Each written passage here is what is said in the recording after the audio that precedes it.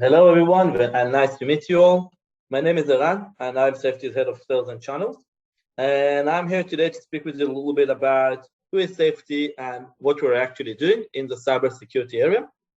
Please feel free to stop us if you have any question. If you want, you have option to write your question below in English or in Russian. We'll be happy to help and explain.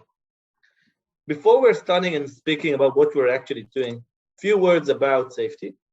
SafeT is the global leader in cybersecurity, in identity security. We are more than 8 years already running, and we're a public company in the NASDAQ and in Tel Aviv Stock Exchange.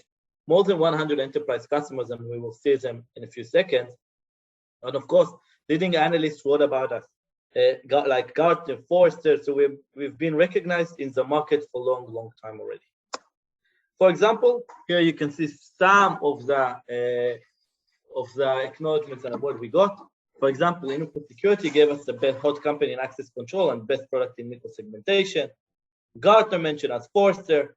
Gartner only yesterday mentioned us in another report they sent out about authentication.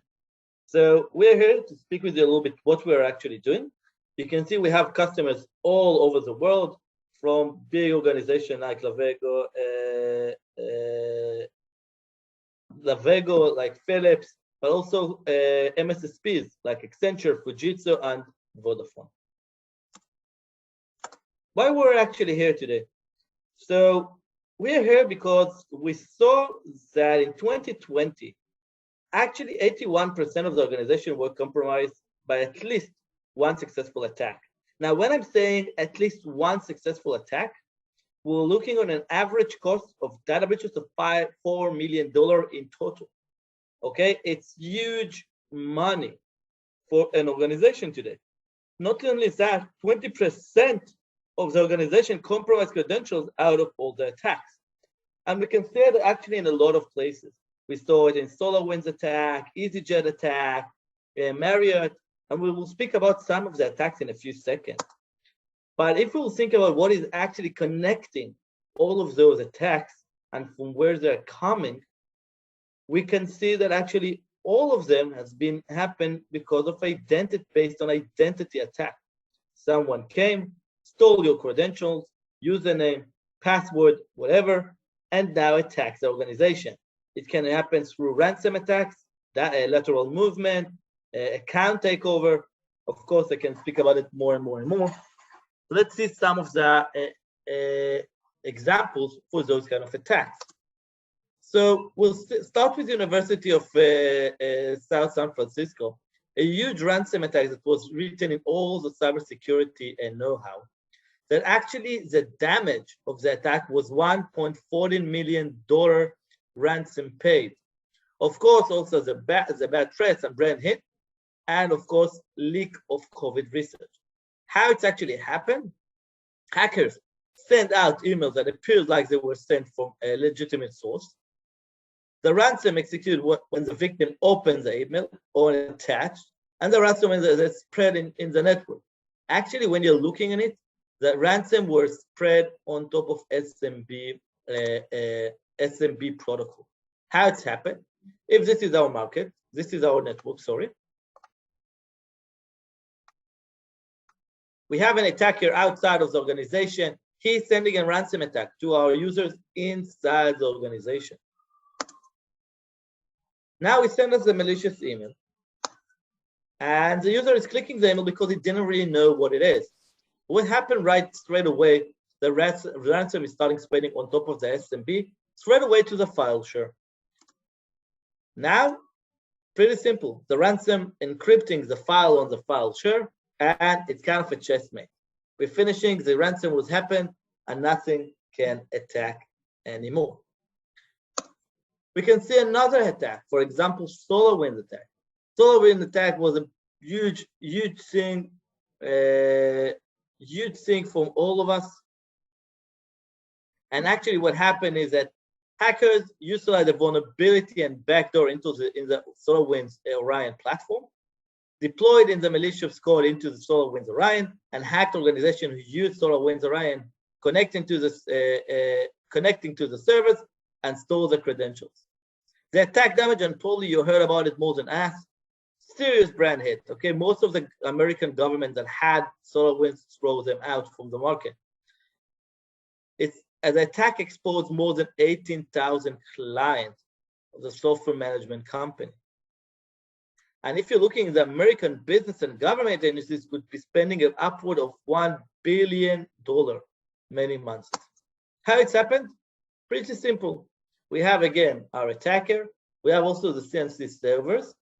What happened right now, where the hacker is opening the backdoor in the SolarWinds Orion. The SolarWinds Orion is now approaching the SNC server, and actually is now everything is open. Now the network is open, nothing can stop. The mail will start spreading, and actually we finish the game, and it starts sending all the information he needs outside to the servers. When you're looking on those identity attacks, and those was only an example, you can see that actually most of the identity attacks can be stopped by using an MFA, multi-factor authentication. But, and it's a big but, we need to remember, MFA is not working with most of the resources in today's world. We can see it's all working with legacy, SMB, RDP, endpoints. So it's not trivial to support non-web application. The client-based integration is very, very hard. Of course, the adoption rate is very, very low.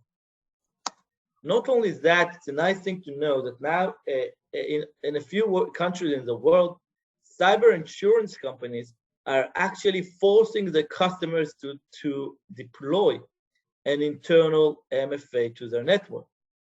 They're looking at it as the best practice to stop the identity stealing attacks. How SafeT can help you with that? Pretty simple. SafeT develops a platform named Zone Zero.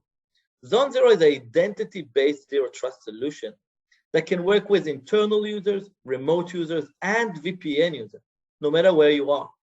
We can block unauthenticated user. We can send continuously MFA, the continuously authentication user.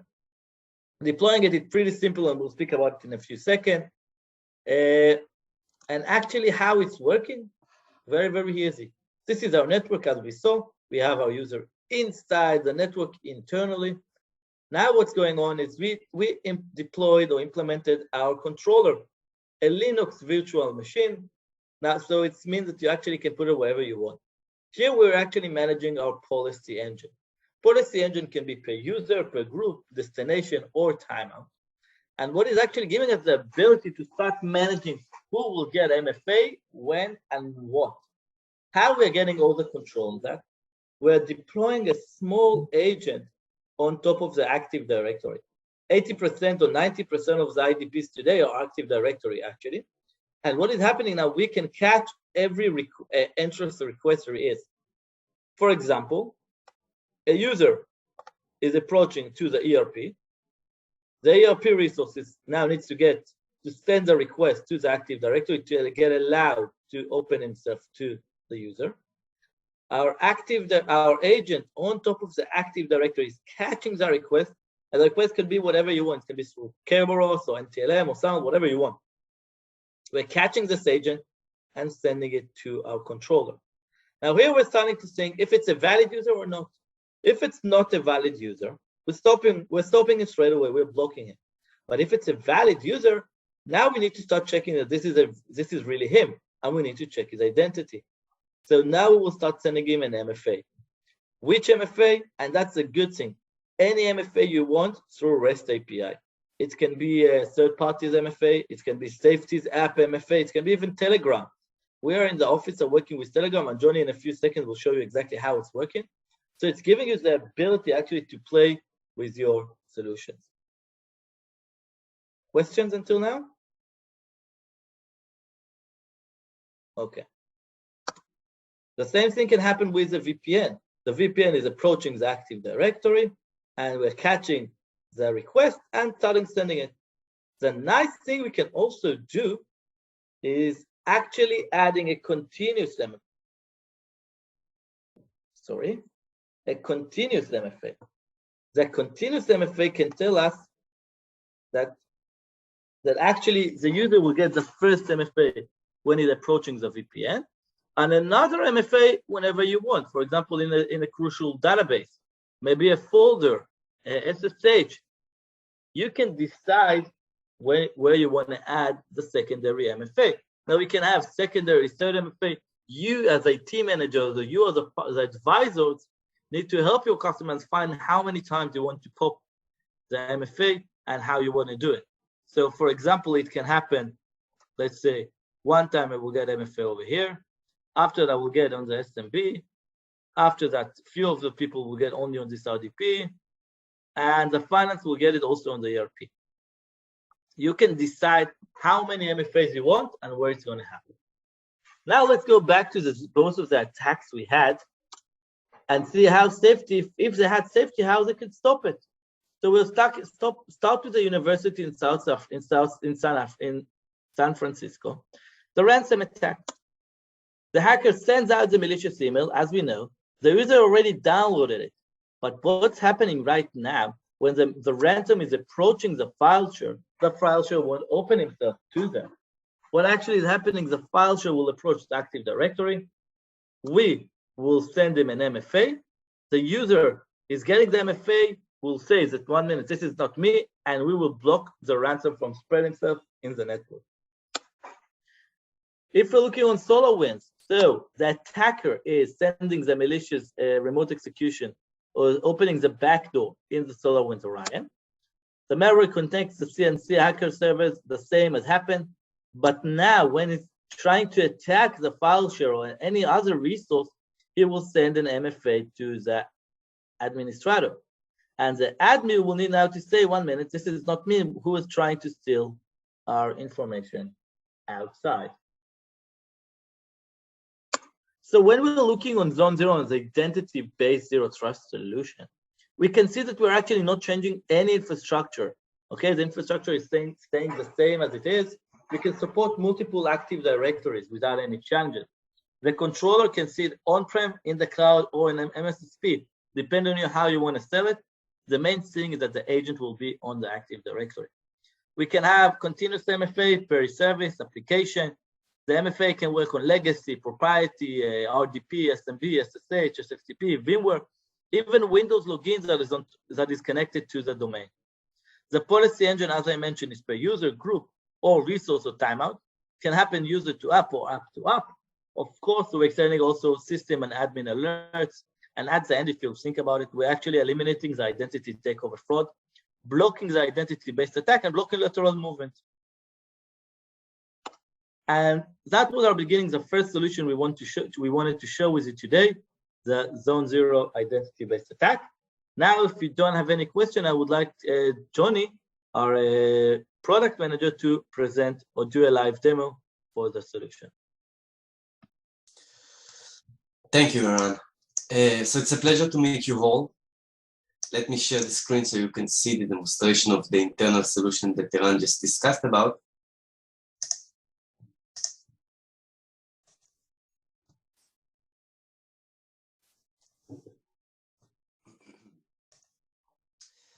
So basically what we will see today, as Eran said, is first of all, we have two implementations in the customer environment. We have the Zone Zero controller.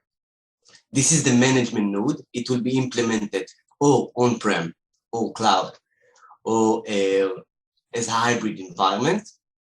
And there is a thin agent that will be implemented in the Active Directory.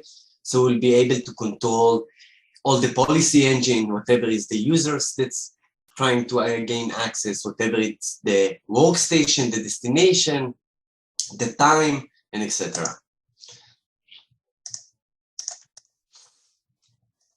Now you can see in the right side, we are using Telegram as a social media for our MFA.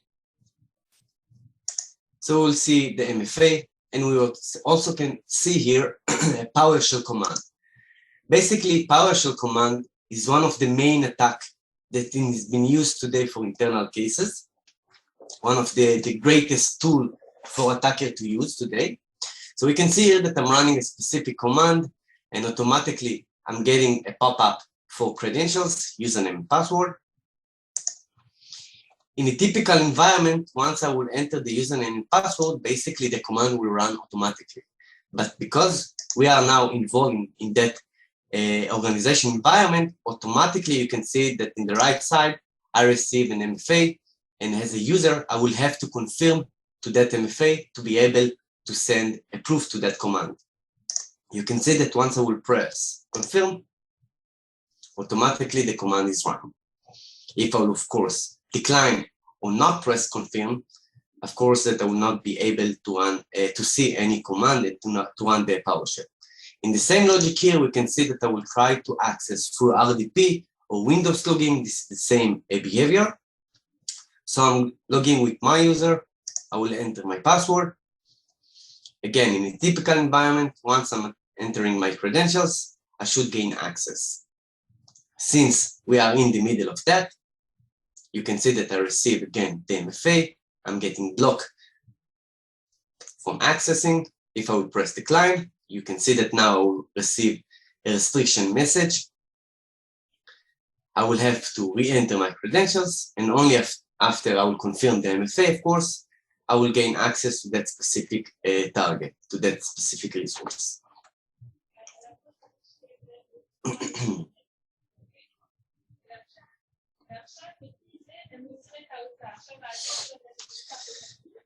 In the other hand, we can see also that I will try to use SMB if it's file sharing or if it's a map driver that I want to connect to my computer. So in that case, I will connect file driver to be able to see that sharing file in my network. Of course, I will enter my credentials. And again, the same behavior, receiving an MFA. If I will press decline, I will not gain access. And if I will press confirm, I will be able to access to that file. As Eran said before, our solution, one of the benefits of that solution is, first of all, from deployment or implementation perspective. Beside the management to be implemented in the environment and, of course, the Steam agent on the Active Directory, from the user perspective, the end user perspective is pretty transparent. The user is going or is targeting one of the resources that is used to target, and the only change from that behavior is the MFA part. The user is targeting the same resource, the user is entering the same credentials of Active Directory, everything will remain the same. The only part that will change is the MFA and, of course, the policy engine behind. The idea of the policy engine is pretty simple. First of all, we are verifying who is the user. Second thing, we are verifying from where the user is coming from.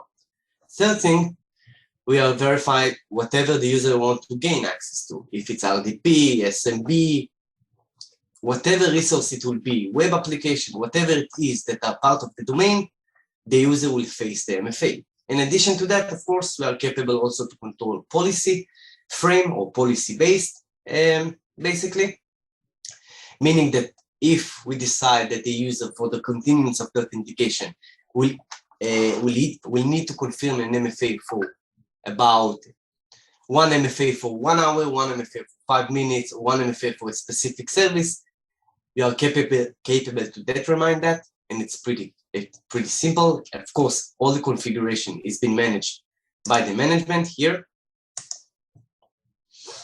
We can see, of course, some dashboard. We can see the resource that is being used in the management. We can see whatever is the general that are configured in the environment. Of course, we can also capable to see the reports of those activities, if it's the admin activities, if it's the user's activities, whatever users is logging, is failed, is granted access, receiving the MFA, etc. And of course, we are capable also to see the system moves, what happened behind the scenes.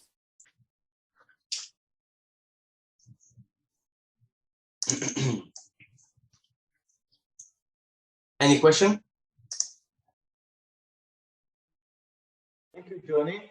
And before we're moving on to our next offer we wanted to speak with you about today, we would like to stop for a few seconds and see if you have any questions in English or in Russian. Feel free to write it in the Q&A or in the chat, and we will be happy to answer and help you with everything.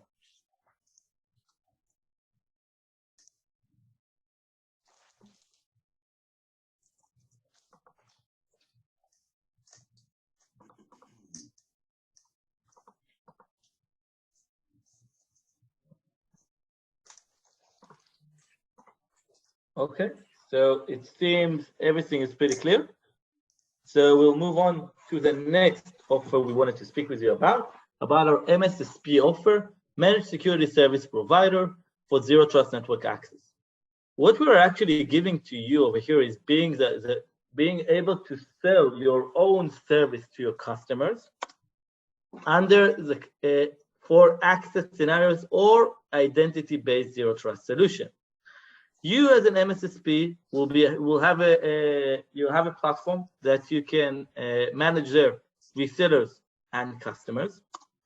From each customer, it will get its own tenant, its own controller and gateways. And from customer point of view, he will see it's the same as he got, the same as he's going to get access. What you're seeing actually over here, this is our access MSSP. You have the same controls that we spoke about, the policy engine that is publishing now resources. And we have our gateway where the users are getting actually the access from. We can also do the same thing with identity. So as an MSSP, you can decide which kind of service you want to sell to customers. You want to sell as an access or MFA, or you can do even both of them, depend on you. What in it for you from those things? Actually, you can now approach SMB to enterprise market from 1 to 10 custom users to hundreds of them. You can manage across all the accounts in one simple place that's centralizing and saving costs, actually. Each user is getting its own tenant, its own zone zero controller. Of course, we're looking on named users license. We will add your own brand in it, so the customer won't know that actually SafeT is the one that gave you this solution. It can run on GCP, AWS, or Azure. Of course, it's scaling according to the usage. Okay, you're adding more users, we're adding more machines, or the opposite. And of course, we're giving you reports across all the accounts, monitoring on all the accounts, email notification if someone ended his license or add new license. We can even integrate with billing and management system. I can tell you that we even now launching a partner starting package. For those of you that want to be the MSSP, we're launching our pay-to-play platform that will cost less than $10,000. And in it, you will get 100 users for 13 months, deployment by SafeT, branding and training and knowledge transfer, everything by us. So it's a huge advantage you can get right now when you're looking on MSSP's offering. And now before we're moving, Johnny, if you can do us a short demo, it will be really, really great. We'll do 2 demos right now. We'll do 1 demo for the access solution. What is access solution? And after that, we'll do a demo for the MSSP offering. And again, feel free to write to us any question you have. Johnny? Sure.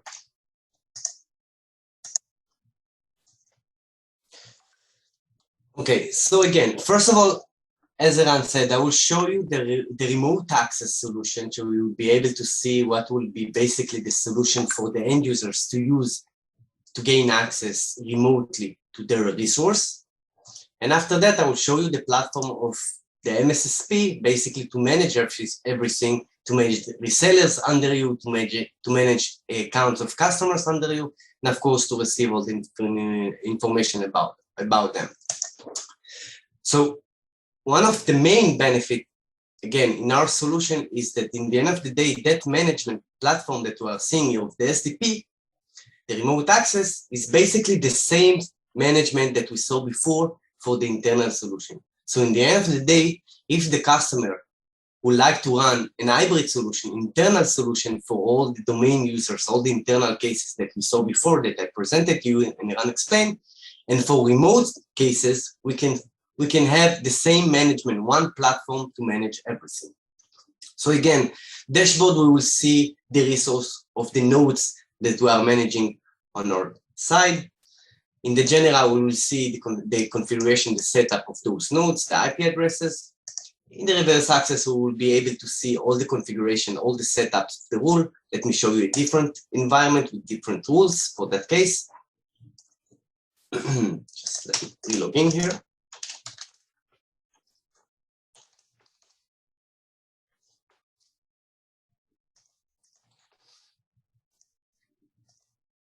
Okay.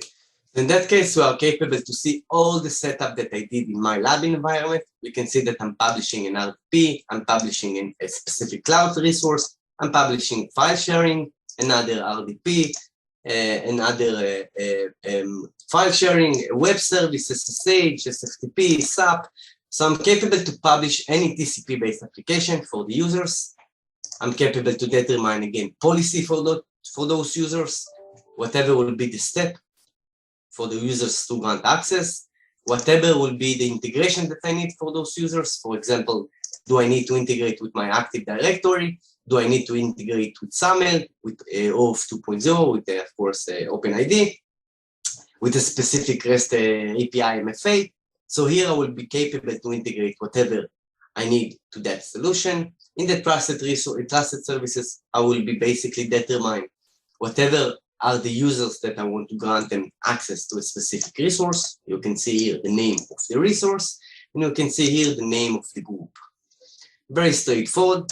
And in the workflow URL, this is amazing solution if you are working with different type of users. For example, I'm working with users that are a member in Active Directory, but in other hand, I have also users that are member, I don't know, with a different IDP that I'm working with. So here, I will basically publish them the specific workflow for them. For that example, if I will hit the end user interface, okay, with API simple, as we can see here, API simple, I will face only with username and password. So for that example, maybe this is a good flow for very trusted user, right? But in the other hand, maybe I want to restrict that flow, and I would like to publish to those users. Let me see that, yeah, a different flow. So here I'm publishing to that users a specific flow that present me a QR code and MFA, and only then gaining access to the resource. In the other end, I'm capable also to do that flow and basically all the flow that I'm writing here. So let's enter that flow here. Let's try to log in.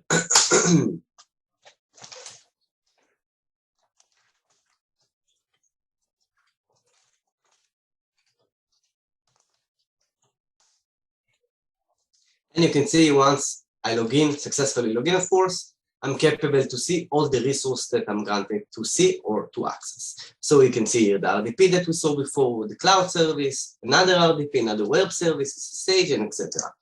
Of course, that once I will hit one of the resources here, basically, I will receive automatically a redirection to that resource. If it's an RDP, it will open me the native RDP to my computer. If it's a client, I will just open my specific client on my computer. I'm capable to browse. If it's a browser, I will just hit the browser and basically be able to access once the login is done. And this is straightforward access for remote users.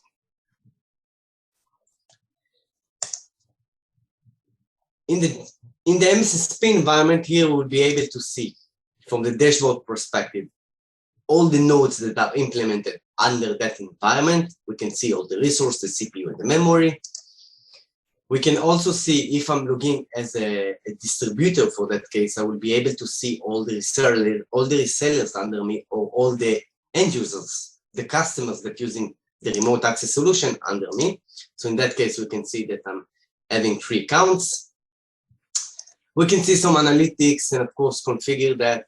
And to see the graph of that, the accounts, we can decide whatever will be the specific version that we will run for each of the customers or for each of the resellers that will run with the specific solutions. So it's called blueprints. We can determine whatever will be the automatic, whatever will be the available one or the automatically ones. And of course, as Ran said before, if you like to add notifications, to you, to a specific user. So we can see it here to a specific, of course, account. We can see a welcome email notification, a creation of account notification, and etc. And of course, if I will go to a specific account and I will try to hit that account and to see if that account is running as needed, if all the service is up and running, who are basically should gain access to that account and etc., we'll be able to see all that information under the account. So we are capable to see here, again, the remote access solution. Of course, that once we are creating remote access solution from that environment, we are gaining the DNS and the certificate automatically. There is no need to add it like a standalone solution. This is one of the benefits as MSSP, of course. And of course, that once I'm creating that account and I would hit that button, automatically you can see that now I'm basically redirected to the same remote access solution that we are seeing here, just of course related to that MSSP environment. We can see the users, as I said before, who are the admin users that are capable to log in to that account and to manage that account. If there is any billing system, we will be able to see it here. If there is any metrics that we created for that account, we again will be able to see here metrics and events. And if you are expert with Kubernetes environment, this is more for DevOps or for your SOC department, etc. You will be able to create a specific stack, of course, and to create some configuration for that specific environment. Of course, that I will always suggest to contact SafeT before changing any default configuration of the system. But again, the idea here is to keep it simple, but in the end of the day, to try to gain as much as possible benefit from security perspective. That's all. Any question?